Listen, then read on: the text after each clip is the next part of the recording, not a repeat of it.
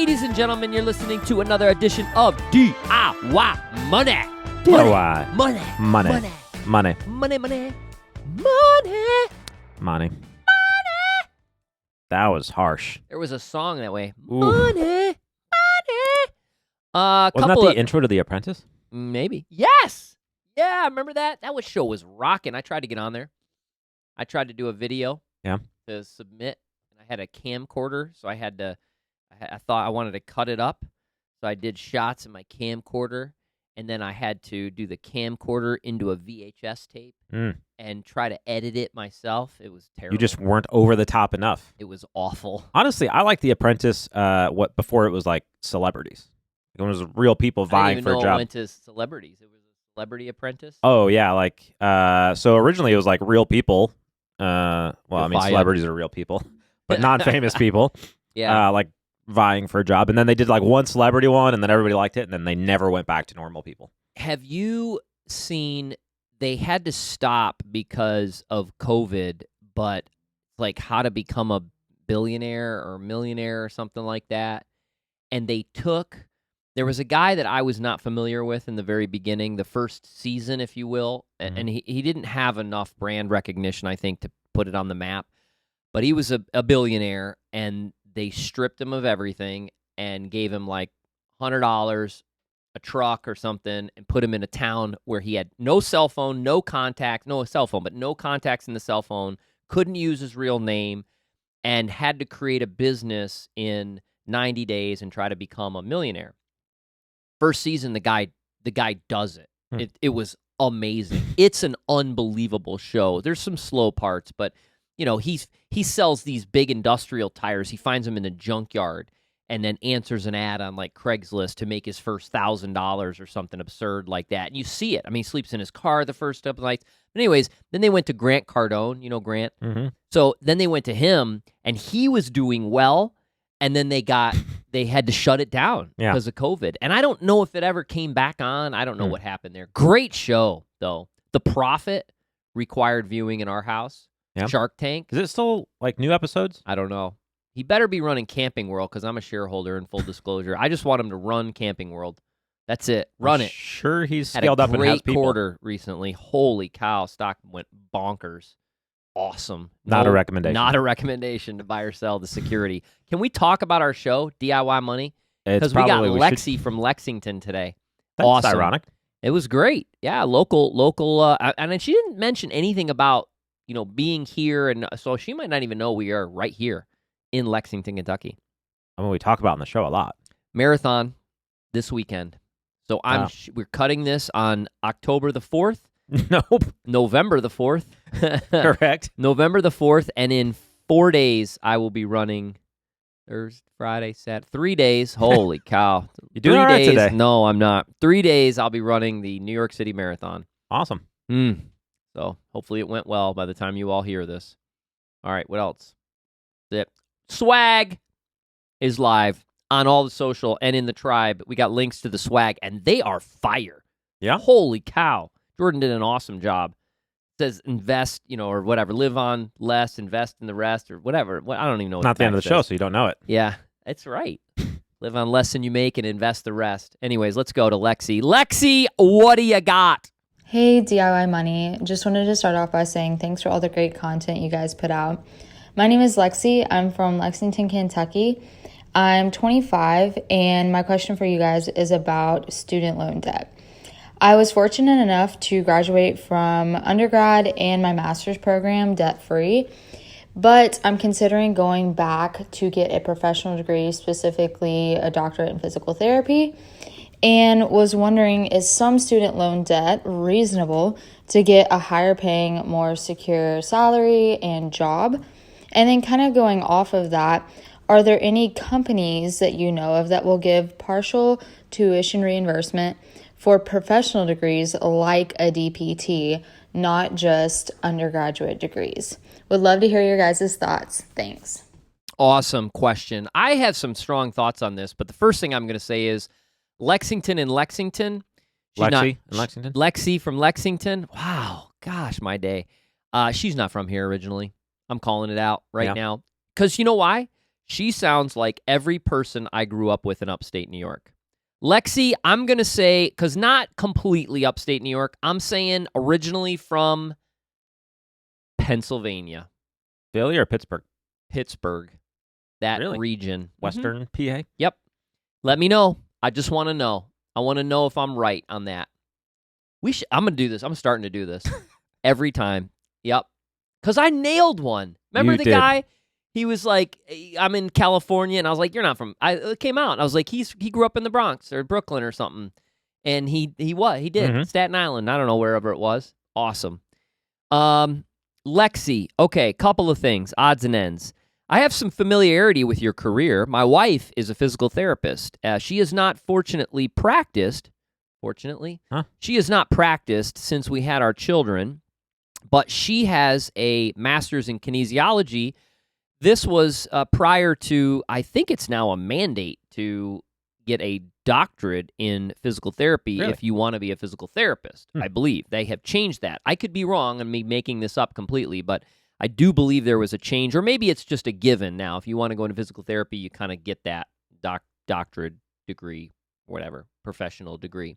So I think that if you want to, be in this, I don't think you have an option. I believe so. You could just go and, work in a PT, but I don't know if you can actually be a physical therapist. Okay, whatever. We're getting off on that. Here's how I think about student loan debt. I think about it personally as an investment that you can sort of calculate an ROI, return on investment. So let's assume that you are going to go back, and I'm going to use big numbers here. I have no idea what it's going to cost, but let's say it's $100,000. So it's $100,000, and you have the opportunity, or you feel confident, and you can research this, that if you go and you take on this debt of $100,000, you have the ability to make an additional $20,000. Well, that's a 20% return on investment forever, because ideally you're going into a trade that is pretty recession-proof, and you have the ability to work for a very long period of time. And that's a good ROI. Now, the problem comes when people are taking on exorbitant amounts of student loan debt of any kind, undergraduate, graduate, you name it, and they've not calculated what the ROI will be, or even if there is an R on the OI, okay? So coming out of school with a degree in liberal arts, no disrespect, but if you sit there with $100,000 in debt and you're not able to get a job that pays you enough to recoup that, bad investment, in my opinion. Terrible investment. Now, in your situation, what I would do is I would think about it from the standpoint of if it allows you to make $20,000 extra, $50,000 extra, or whatever it may be, that is the amount, less taxes, so you just can't divide it by the certain amount you owe, that you are going to put towards that loan to pay it off as quickly as possible. So if it gives you an additional $20,000, which is probably $15,000 after taxes, I'm just ballparking, then you're going to apply that extra $15,000 to your student loan every year. There's some interest there, obviously, so it's not going to just go away in, the certain time. You can't just take $100,000 divided by 15. The last thing I'll say, but that's how I would approach it. The last thing I will say is if you want to kind of look at it from a company doing this, is we're in such a tight labor market right now, especially in the profession you want to go into, is use this as a bargaining chip to go look for work now. So you might go to a PT clinic and you might say, I have my undergrad, I have my master's, I'm here to work. You obviously can do certain things. Again, I don't know the ramifications, but it's a real simple question. Would you all ever be interested in tuition reimbursement or paying for my doctorate degree? Now, if it's we'd consider that. Well, that's a no. I mean, this is one of those things that you kind of bargain for, get it in writing. Do I know specific companies off the top of my head? I do not. But I think this is a reasonable thing to ask in an interview process, and you hold the cards because of the market we're in. It's real simple. If it was flooded with PTs trying to find jobs, you wouldn't hold the cards. You hold the cards now, Lexi. Play them well. I Yeah. kind of follow up on that. What? What do I say after hold the cards? But I said play them well. That's fire. That was pretty good. All right. I took Now all you of your highlighted it. thunder. It kind of removed Well, I some of do the... that, though. I have to Yeah. do that. That's like an old guy thing. In case people missed it, that was really good. Thank you. Yeah. No, I mean, I agree with everything you said. Great, let's really wrap this counting the cost is great. I don't have nothing really to add. I mean, what you're talking about is really putting a plan in place for what anybody wants to do with education and really looking at the full picture of debt, making sure that you're counting the cost early on and, not just buying into the lie, well, if I get educated or if I get a degree, then I'm automatically going to be better off. I think, especially when you're talking about some of the more obscure educational tracks, that's just what happens. So, but if you can really point to the fact that if I get this degree, there is this income adjustment ahead, or I can attain this position that there's no chance that I can do that without a degree. Things like teaching or other specialties where, you absolutely have to have that if you're going to stay in the position or obtain the position, then you can count the cost of that really easy. But yeah, I think we've seen from time to time people who do financial plans and are just aimlessly sort of getting education because it's what you're supposed to do. And that's the only caution I would have is don't do that, which is not what Lexi is talking about doing. What about the idea that we could be forgiving student loan debt and, maybe it's just going to all go away? And I mean, what about that thought and where are we with that whole discussion? Yeah. Where am I with it or where's Congress with it? Well, I don't know. Both, I guess. Yeah, I don't. I wouldn't bank on any of that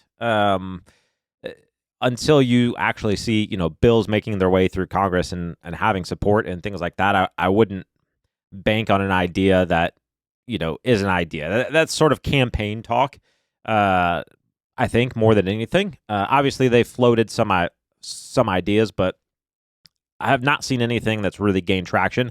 And I really wouldn't bank your financial future on Congress doing something that's going to cost a lot of money, even though it seems like, not to get political, even though it seems like right now we're in a phase of like, hey, let's do programs that cost a lot of money. That is a very specific niche sort of area for giving student loans. And there's really been very little support, it seems, for mass student loan forgiveness as much as like a small piece of student loans or people in certain groups, whether that's like veterans or things like that. So I don't really foresee or forecast, I could be wrong. I don't foresee or forecast that in the next year or two, there's going to be this sweeping student loan forgiveness that would be above, I don't know, the $10,000 or $15,000 that was floated early on. And I think even that is a long shot at this point because they're just trying to get past the current bill, 1.5 trillion, something that does not include that as far as I know.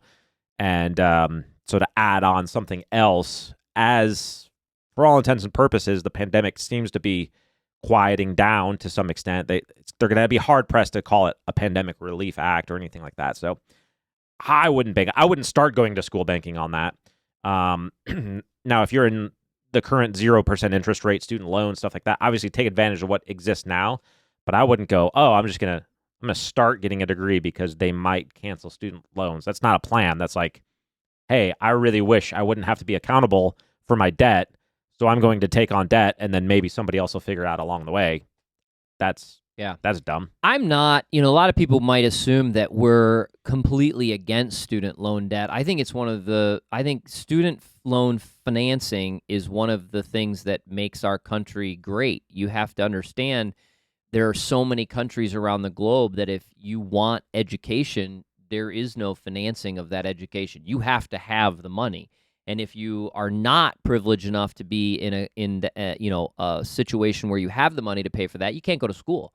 In many countries, that's even for lower level school prior to college. So I think we're in a great situation in our country where you can get financing with literally not having any credit. You have no credit history. You have no whatever, and you can get it. The problem is like all good things when they're sort of over abused, it can become a significant problem.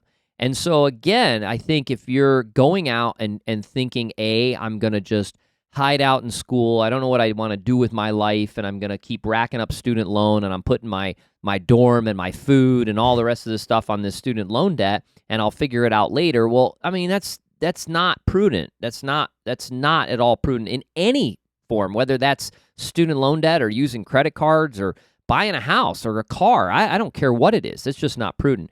In your situation, Lexi, I think you can accomplish a couple things. I think you can right now use it as a bargaining chip.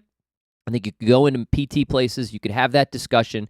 You could get it in writing that they're going to give you tuition reimbursement. It's a direct expense to the business, so they can write that off. That would be an advantage to them, especially to secure you. You might have a 3 or 4 year commitment after school or something, and don't hesitate to bring that up. Bring that up with ideas. I think these PT places, that especially the ones that are running their own shop, they're open to those ideas. Why wouldn't they be? I'll give you 5 years after I get my doctorate, if you are willing to pay for that doctorate and forgive, a portion of it every year or something along those lines. So that's number one. Number two, you're going to do the math, but I think it's a no-brainer that you get the doctorate and you pursue this if that's what you want to do. And number three, thank you for sending in the voice memo, especially from Lexington, but I'm going to say you're from Pennsylvania originally. So let me know. Nice. All right, let's wrap this sucker up. Swag on all the social sites. That's DIY Money Podcast.